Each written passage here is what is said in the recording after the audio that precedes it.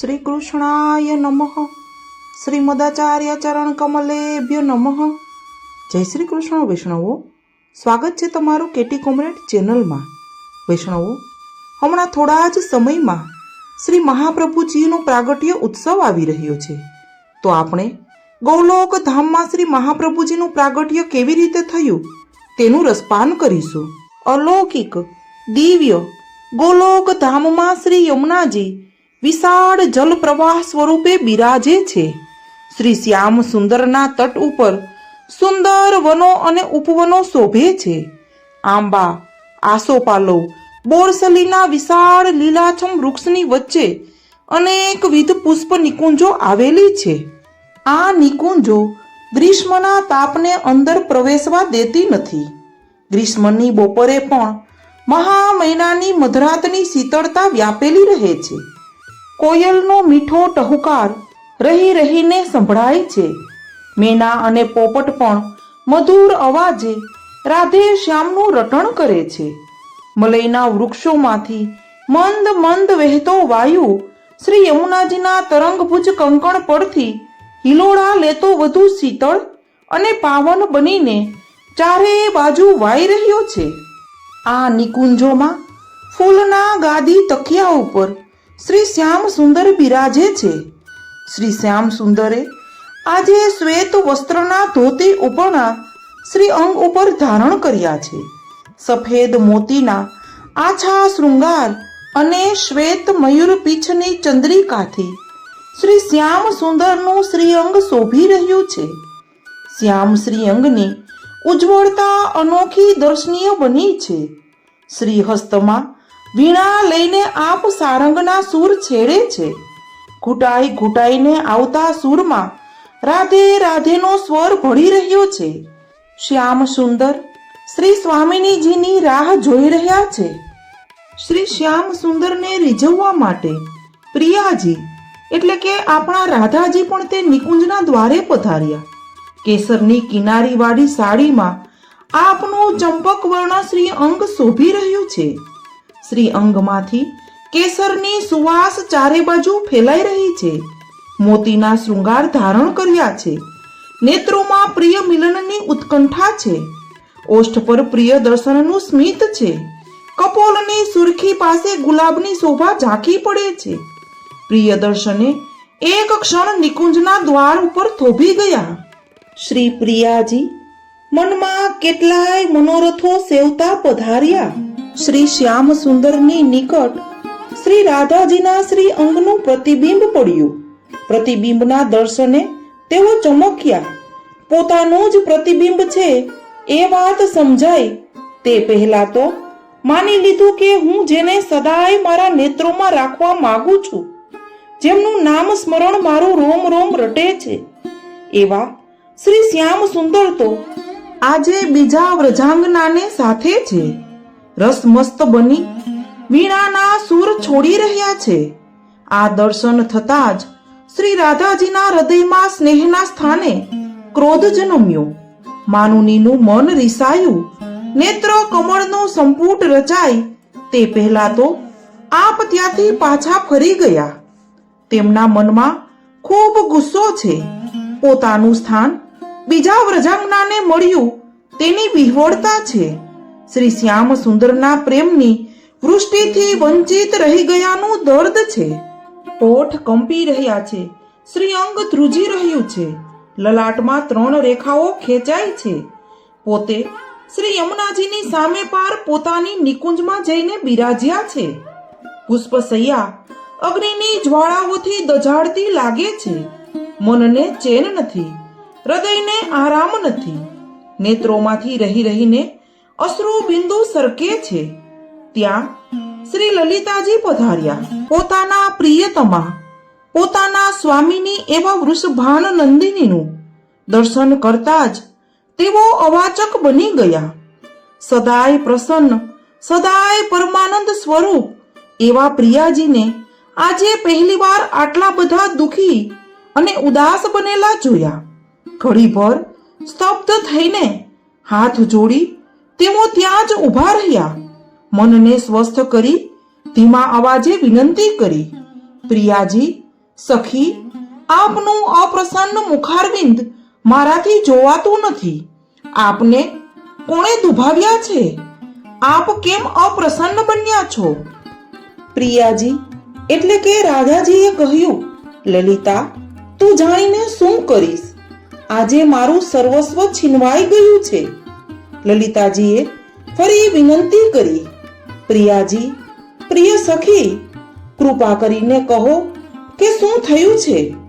પ્રિયાજીએ લલિતાને આજ્ઞા કરી, આવ લલિતા, મારા દુઃખમાં તારો પ્રેમ મને આશ્વાસન આપશે, તારો સંગ મને હામ આપશે.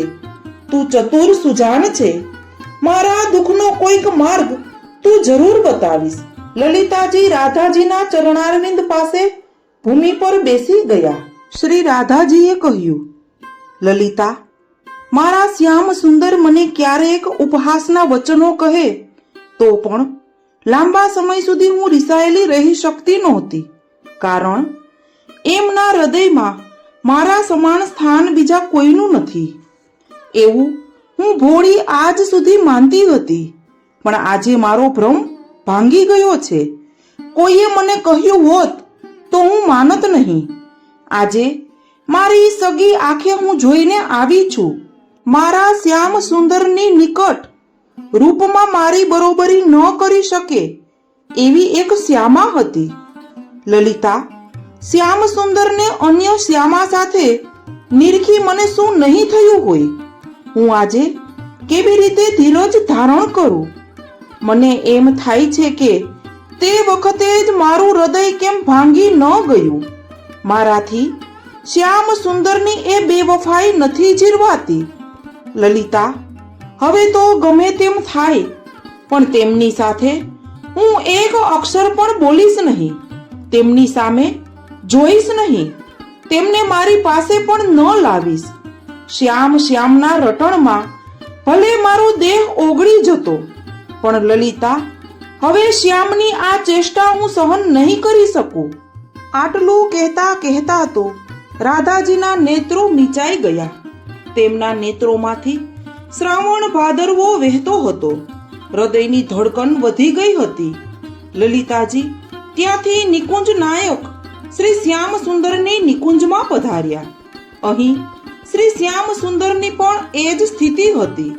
નિકુંજના દ્વારેથી કશા પણ કારણ વગર ગુસ્સે થઈને પાછા ફરી ગયેલા પ્રિયાજીને જોઈ શ્રી શ્યામ સુંદર ઉદાસ થઈ ગયા હતા. આજે પોતે પ્રિયાજીને રીસાવા માટે કોઈ કારણ નહોતું આપ્યું, અને છતાંય એ માનુનીના આજે રીસાઈ ગયા. શ્રી શ્યામ સુંદરને ખોટું લાગી આવ્યું.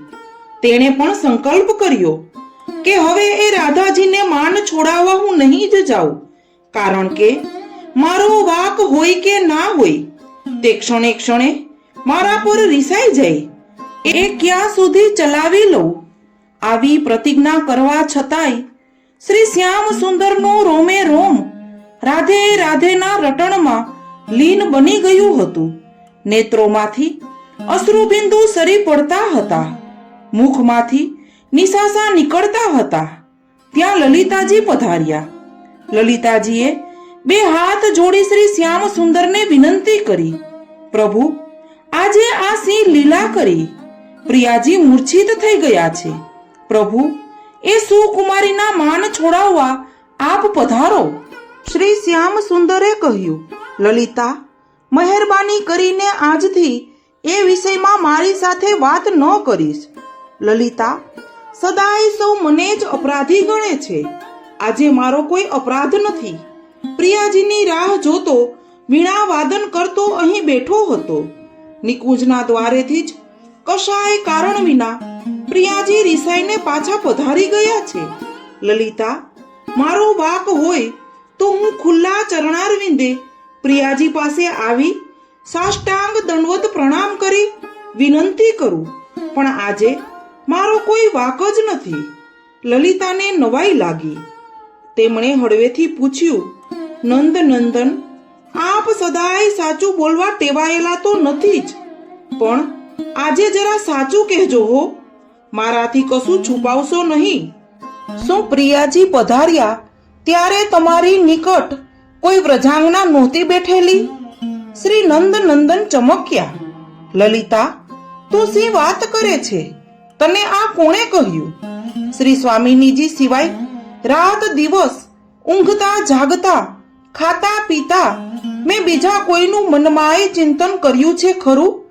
લલિતા, તું મારા હૃદયના સાચા સ્નેહ પર આવો આરોપ મૂકે છે?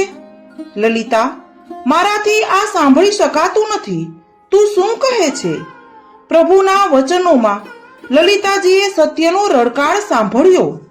લલિતાજીએ કહ્યું, કૃપાનાથ, પ્રિયાજીના પોતાના મુખારવિંદથી આ વાત સાંભળીને હું આપની પાસે આવી છું. પ્રિયાજીને આવી ભ્રાંતિ કેમ થઈ હશે? બંને સ્વરૂપો વિચારમાં લીન થઈ ગયા. અચાનક લલિતાજીની દ્રષ્ટિ પ્રભુના વિશાળ હૃદય પ્રદેશ પર પડી. ત્યાં પોતાનું પ્રતિબિંબ લલિતાજીએ જોયું. તેમને વાત સમજાઈ ગઈ. લલિતાજીએ ફરીથી વિનંતી કરી, પ્રભુ, આપના હૃદય પ્રદેશ પર પ્રિયાજીએ જરૂર પોતાનું પ્રતિબિંબ જોયું છે. તેને બીજી વ્રજાંગના માની આપ દુખી થયા છે, પણ તેમને કેવી રીતે મનાવવા? આપ પધારી તેમના મનનું નિવારણ કરો. શ્રી નંદ નંદને કહ્યું, લલિતા, આજે તો એ નહીં બને. આજે મારો કોઈ વાક ગુનો નથી. એ રોજ રિસાય અને હું રોજ મનાવું એ કેમ ચાલે? આજે મારા ધીરજની હદ થઈ આવી. લલિતાજીએ બહુ વિનંતી કરી, પણ શ્રી શ્યામ સુંદર માન્યા નહીં. નિરાશ થઈ લલિતાજી પાછા પધાર્યા. બંને સ્વરૂપો પરસ્પરનો વિરહ કરી રહ્યા છે. હૃદયમાં વિરહનો પરિતાપ વધતો જાય છે. પ્રત્યેકના હૃદયમાં પરસ્પરનું સ્મરણ અને રટણ છે. રોમ રોમમાં વિરહનો અગ્નિ વ્યાપી ગયો છે. આવી શીતલ નિકુંજમાં પોતે વિરહને સહન કરી શકતા નથી. નેત્રોના નીર ખૂટી ગયા છે. મુખમાંથી નીકળે છે ગરમ ગરમ ઉચ્છ્વાસો. વિરહની પરાકાષ્ઠા આવી ગઈ ત્યારે શ્રી શ્યામ સુંદરના હૃદયમાં બિરાજતું શ્રી સ્વામિનીજીનું સ્ત્રી ભાવાત્મક રસરૂપ ગૂઢ સ્વરૂપ બહાર પધાર્યું. તેવી જ રીતે તે જ સમયે શ્રી સ્વામિનીજીના હૃદયમાં બિરાજતું શ્રી પૂર્ણ પુરુષોત્તમનું પુભાવાત્મક રસરૂપ સ્વરૂપ પણ બહાર પધાર્યું. આ બંને સ્વરૂપોને કોઈ માન નહોતું થયું, કોઈ રિસામણા મનામણા નહોતા. પરિણામે બંને સ્વરૂપો ભાવાત્મક રીતે નિકુંજમાંથી બહાર પધારી આગળ વધ્યા. શ્રી યમુનાજીના તટ પ્રદેશ પર બંને સ્વરૂપોનું મિલન થયું. પરસ્પરને આલિંગન આપતા આ બંને સ્વરૂપો અલગ અલગ નહીં રહેતા, હવે એક બની ગયા. બંને સ્વરૂપોમાંથી એક ત્રીજું જ સ્વરૂપ પ્રગટ થયું. મેઘ શ્યામ વર્ણ હતો. સ્ત્રી ભાવાત્મક લાવણ્ય સંપન્ન મુખારવિંદ હતું. પરમાનંદ સ્વરૂપ શ્રી અંગ હતા. વિશાળ કમલ દળ જેવા રક્ત વર્ણના લોચન હતા. તીવ્ર તીક્ષ્ણ નાસિકા હતી. પરવાળા જેવા બે ઓષ્ઠ શોભતા હતા. વિશાળ તેજસ્વી ભાલ પ્રદેશ પર તિલક બિરાજતું હતું. સ્કંધ પ્રદેશ પર શ્યામ કેસ ઝૂલી રહ્યા હતા. શ્રીઅંગ પર ધોતી ઉપરણો ધારણ કરેલો હતો.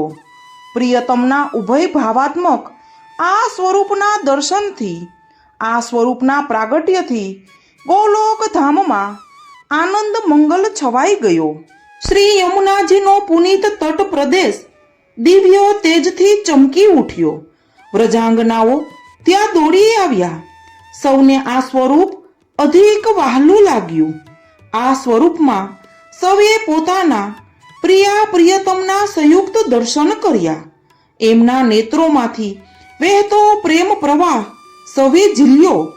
સૌના મુખમાંથી એ સ્વરૂપનું નામ સરી પડ્યું, શ્રી વલ્લભ, શ્રી વલ્લભ. વલ્લભ એટલે પ્રિય.